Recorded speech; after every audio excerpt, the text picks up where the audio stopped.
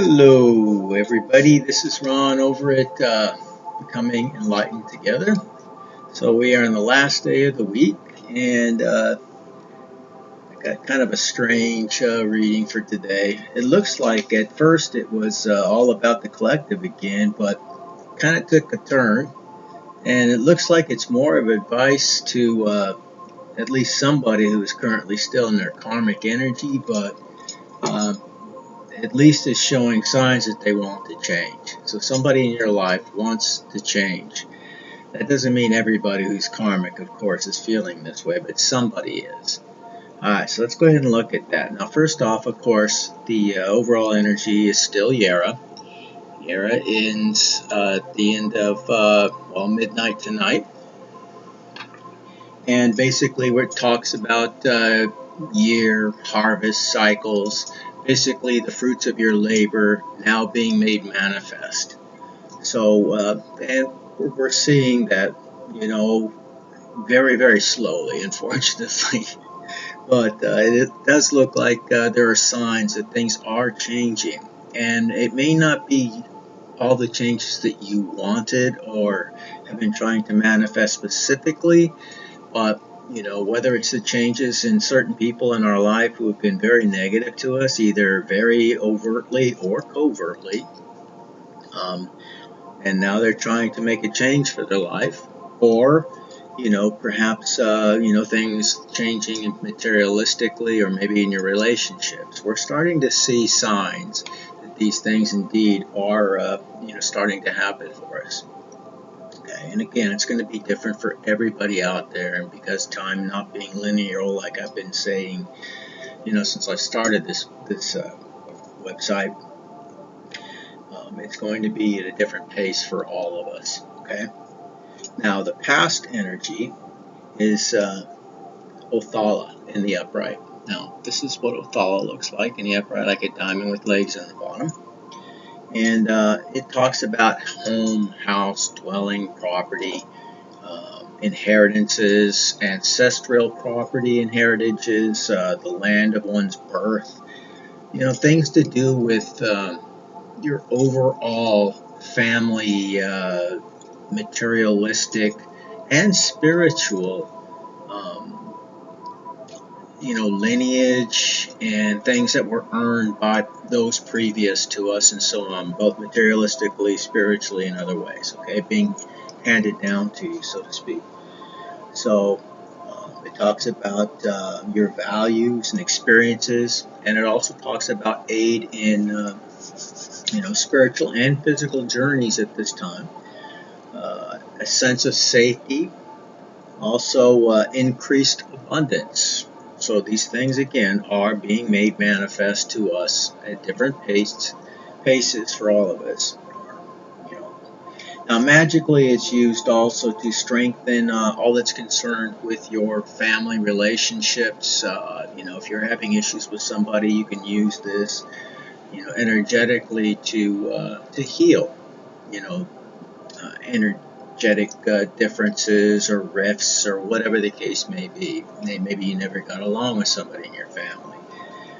This can be used in that capacity. So these things are used, and I always encourage that they're used energetically for positive things, never to exploit or to override anybody else's will or anything of that nature. That's what the darker magicians do, and they will get the recompense for their particular, meanderings in areas that they're not meant to meander in. Okay? Alright, so that is the past energy. Now the present energy is Sowillo. Now Sowillo is a very powerful rune, and it's very, positive in most cases. But in this particular case, it's in the reverse. So the present energy is Sowillo is someone who is self-centered. This is why I believe this is about somebody who is in our life that is wanting to make a change. This talks about, those who are in a karmic energy. So self-centeredness, having false goals, bad counsel, false successes. Maybe they have succeeded by, exploiting other people's, energies, ideas, things of that nature, less than honest, and so on. Perhaps being gullible. Okay, that's another part of this. Loss of one's goals, destructive tendencies, and so on. Having a sense of retribution. Maybe they felt slighted in some way. When the things that are done in secret are brought to the light, people respond one of two ways. Either they admit to their wrongdoing, they repent of it, if you will, and try to make things right, or they deny it, and try to focus, or put the focus, I should say, upon other people to take the focus off themselves. So this could go either way, but it's kind of indicating that. Basically, a sense of vanity and even having the wrath of God upon them. Maybe this is why they're wanting to change. They're feeling, and we've been talking about this for months now, the karma in their lives. So again, it's going to be different for all of them. And, sometimes these things are allowed in the people's lives so that they can have an opportunity to make changes. Sometimes that's what it takes. I guess it's no different than another form of discipline. When somebody steps over the boundaries multiple times, they're simply not willing to learn. You have to deprive them of something, or perhaps, give them something to remember that what they're doing is wrong, to reconsider. And God does that with us, or source, or whatever it is that you believe, your higher self. And we know that at times it does work. For those who are able and want to, they can learn. And it looks like that's what the situation is here that we're talking about. Somebody is at least starting to wake up. Okay. Now, in magic, this is basically the rune of attack, power, and victory. Okay, it's why the Nazi SS adopted it, if you will, and it's used in that type of situation when you're going into uncharted waters, or there's presumably some form of danger, or you're in some type of competition. You would use this particular energy, for victory and success in those very, very challenging circumstances. Okay. Now, what we have in terms of our obstacles and challenges, we have Gibo. Again, typically a very positive rune, like X marks the spot of a treasure map, but this one is in reverse. So, as in, tarot and other forms of divination, typically the reverse is not always exact opposite of what it is in the positive, but along those lines, okay, or enter into the more negative aspects. So what is it? It means problems with the roots of an emotional nature. Maybe they're just starting to understand that there's something wrong with them, and they're no longer able to conveniently put the blame on other people. Maybe that has worked for them the majority of their lives. Maybe they've been spoiled and always gotten what they've wanted and had to do very little, if no change whatsoever, to get everything handed to them on a silver platter. Now things are not working quite as conveniently in their life because they're experiencing this karma. Now they're being forced to really reflect. And again, these things are done for us, not to us. And it's easier to say than to live, and I know that. I'm still living it. But it also talks about greed, loneliness, dependency, dependent or over sacrificing, toil and privation, and again, bribery. So they may be fighting it. They may be going back and forth, if you will, in terms of should I change or should I not,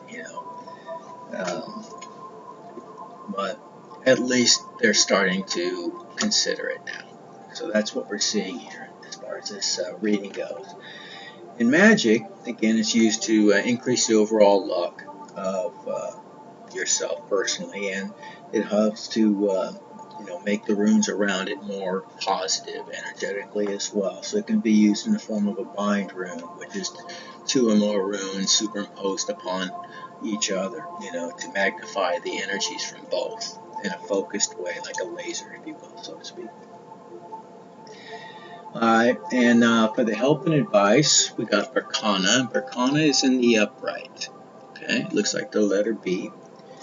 And it is representative of the birch goddess, Birchta.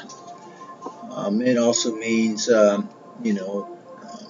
purity, the great mother, birth, fertility, mental and physical journeys and growth. Talks about liberation, the regenerative power or renewal, the promise of new beginnings, new growth, and arousal of desire, love affairs, and new birth, proposing of an enterprise or new venture.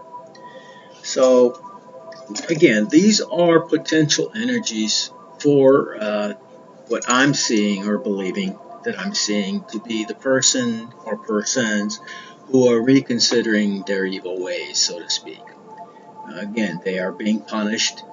They're experiencing that. Some have actually done the reflection, and they're starting to see that, maybe they should change their evil ways, to use a song, so to speak. Santana, I believe it was.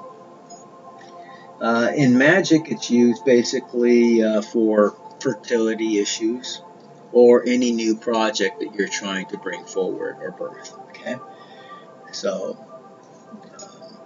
now I'm not telling people how to use these things magically. I'm just saying the energy behind it to get a better grasp of the energy that I'm trying to describe to you and what it can be used energetically to produce in your life. Okay, if you want to utilize these things in a magical sense, always remember one thing: never to superimpose your will over another's in any situation. Okay, and use it for good, not for evil. Okay, that's all I can say about that. And again, if I get enough requests, then maybe I will talk about how to use these magically. But it's more about what they're being used to tell us as far as the situation that's unfolding around us. And that's why most people are here, to find out answers to some of their questions and to maybe see things that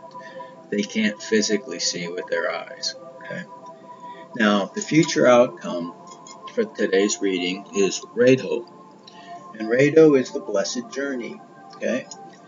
Rado in the upright basically talks about anything dealing with movement, whether it's, your legs and feet, or, the wheels of a vehicle or carriage or a wagon, your vehicle in general, moving or traveling from point A to point B.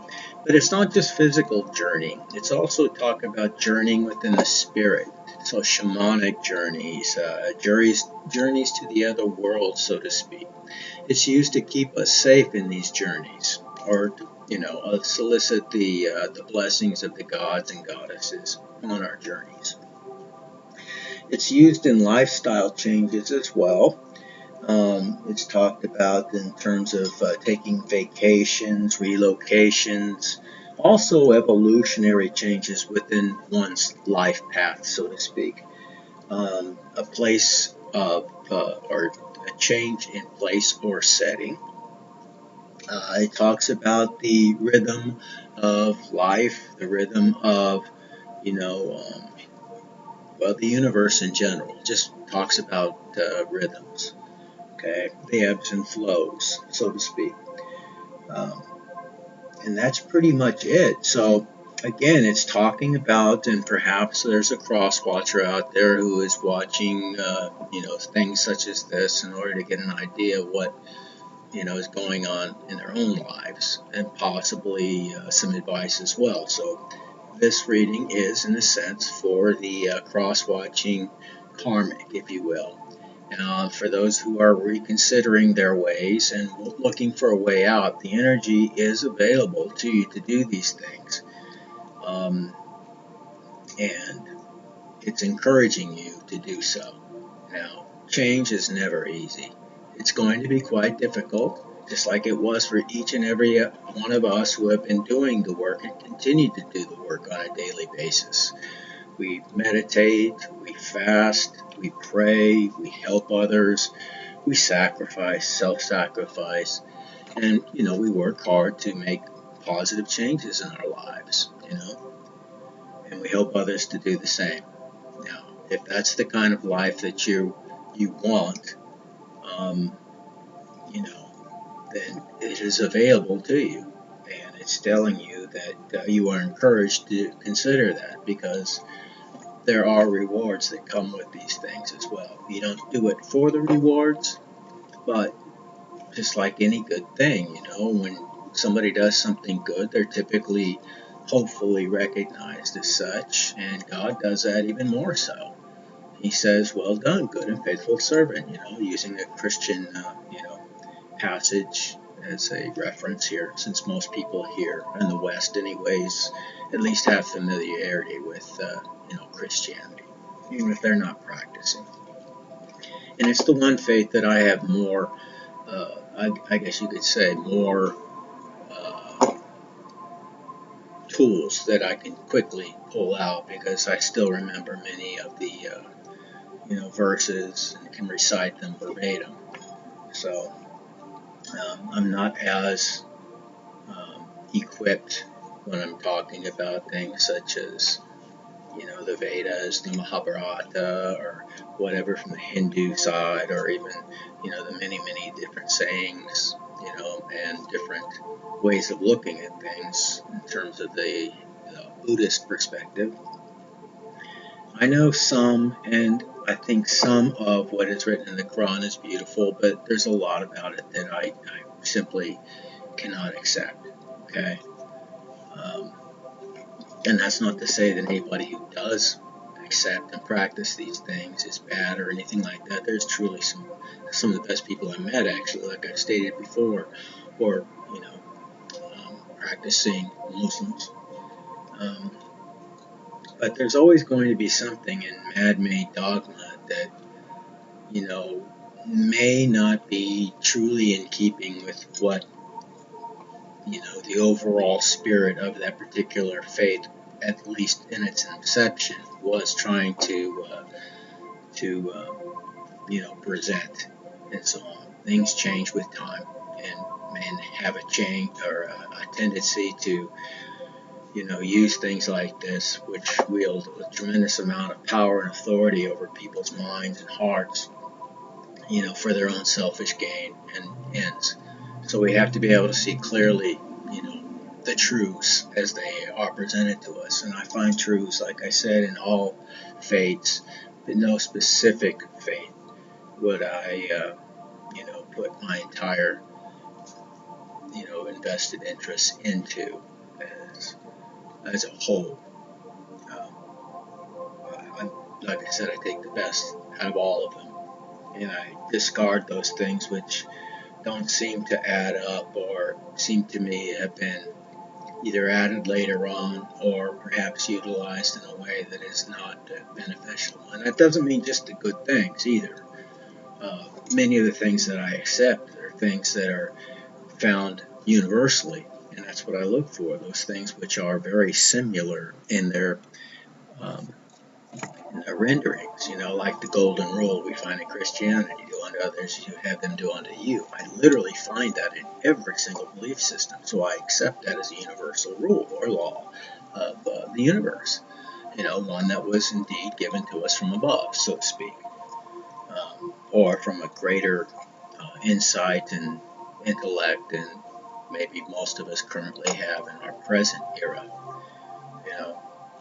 So I accept those things, and that's what I'm trying to get at.